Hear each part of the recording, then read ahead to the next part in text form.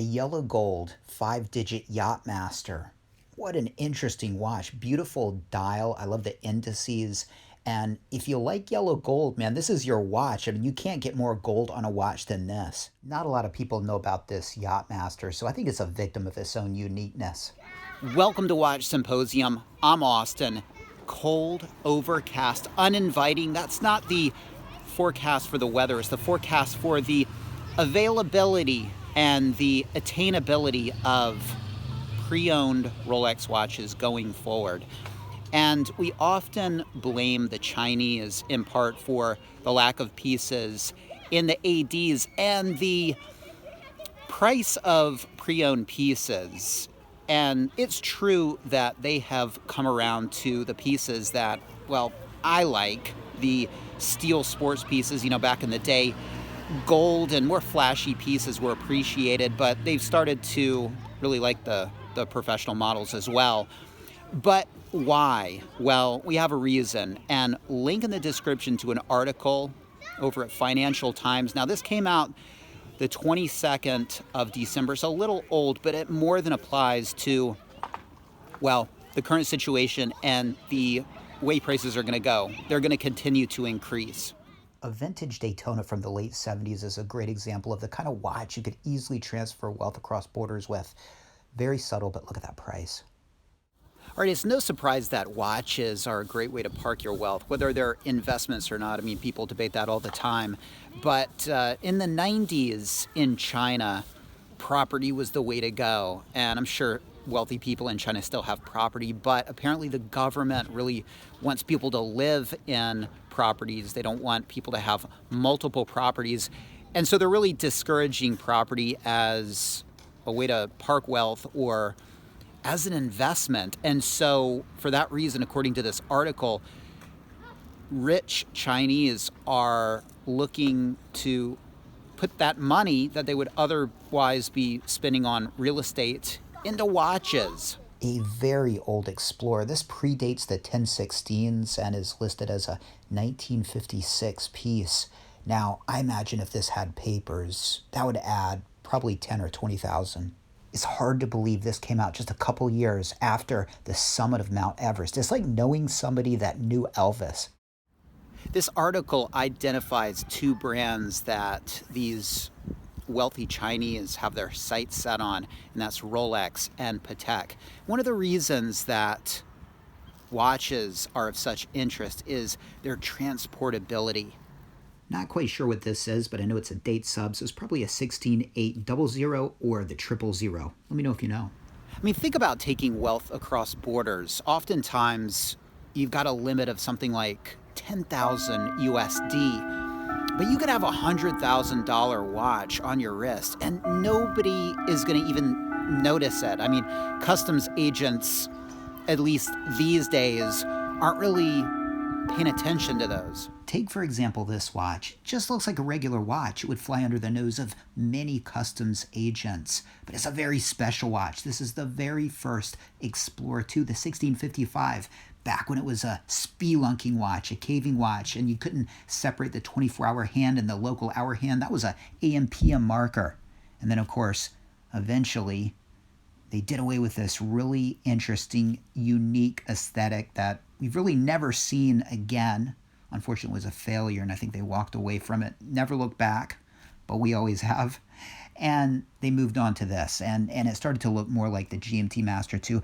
This is the 16550. Beautiful tritium. Look at it, patina ing there.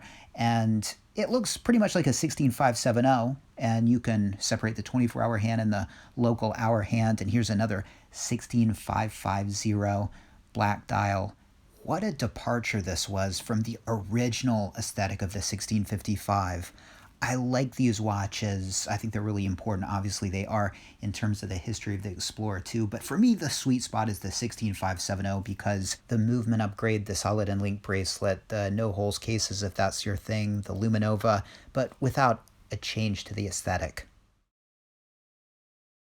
So think of how convenient watches are as a store of wealth. I mean, they're so small, but they're so expensive. I mean, think of a watch box. It can contain well, just about $1 million worth of watches, and it's small, it's transportable. The thing is, I mean, if you were to have that same amount of money in precious metal, I mean, silver would be huge, but even gold, it gets bulky. But how do you make gold even more valuable? You fashion it into a Rolex, or you have a vintage piece. I mean, a steel piece can, well, rival, the same weight in gold, I would argue. The article mentions Patek, so here's one for good measure. It doesn't mention anything about epileptic seizures. Hopefully you're not having one because of this flashing light, but I don't know if I'd rather have a seizure or look down and see this on my wrist. I love you, Genta, but I'm a round watch guy. Also, if you think about it, it's a lot more fun. I mean, if I gave you $250,000 and I said you can go and invest in a property or go buy watches, which would you want to do? How would you want to spend your day? Go into a real estate office or hitting the watch shops? Look, I'm not saying forms and paperwork and signing things isn't fun, but I'd rather look at this pip and talk about how patinaed it is, or the lack of gold surrounds on the indices of the Sea Dweller and how vintage it makes it look. Or what about how tall and regal that coronet on the dial looks? So is the watch bubble going to pop? And is it even a bubble? Well, it's not going to pop anytime soon if you believe this article. And according to residents of Hong Kong, wealthy residents, well, 88% of them going forward want to buy more watches. Well, I'm with those Hong Kongese. I mean, about 88% of me wants to buy more watches. Here we're looking at some vintage GMTs, and an argument could be made they don't age as well as the older subs. And I say that with warmth. I absolutely love the look of these older watches, but I think it has to do with, of course, the spider dials at times, but the bezel inserts, they fade, they get older. If you really like that vintage, well-worn look, I think the old GMTs are the way to go. Now, what does that mean for you? Well, it means the price of that Rolex watch you're looking at is probably going to be more expensive in the future. You should probably buy it now. Now, I hear you, it hurts. But in my experience, you know what hurts more? Waiting and looking at prices 2 years and thinking I could have gotten it, all right? You know what doesn't hurt? Well, getting a piece and waiting 2 years and looking at it and then checking prices and thinking, oh, I'm really glad I have that piece. What I've found is that when you buy a piece, it hurts and it sucks, all right? But just wait, and 2 years you'll be glad you did it because you'll see that price rise. This double red Sea Dweller is approaching 100,000 USD. You have a few of these in your watch box, and that's the value of a property. Easily transportable, arguably more fun, and according to that article, Chinese investors believe it's a great way to park their wealth and great for investment purposes. What do you think? I'll leave you with this. Maybe it's something we can talk about in the comments section, but it's easy to transport wealth with a Rolex watch. I mean, you can just fly across a border with a $100,000 Rolex watch, and nobody really even thinks about it, at least in 2022. Is that going to change? And in the future, when you travel, your watch is going to be checked? Is the watch on your wrist going to be photographed, for example, so immigration can keep track of whether it comes back or not? What does it mean for the serial number on modern pieces to be so visible on the rehaut as it is?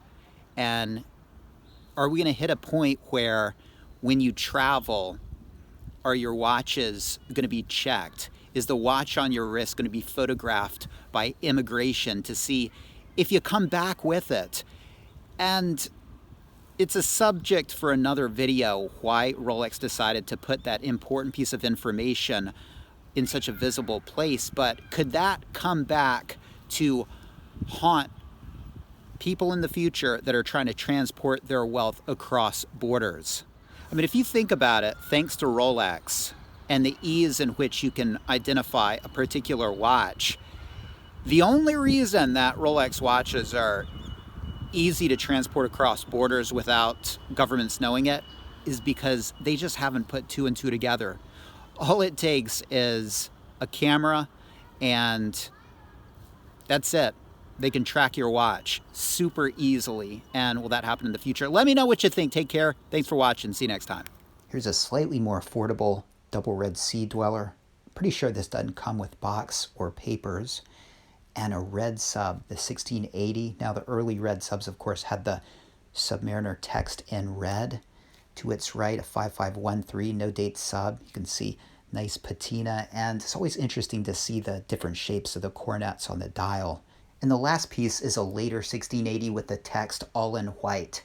If you like this kind of content, consider subscribing. Throw a comment in the comment section. Give me a like. Thanks again for watching. I'll see you in the next one.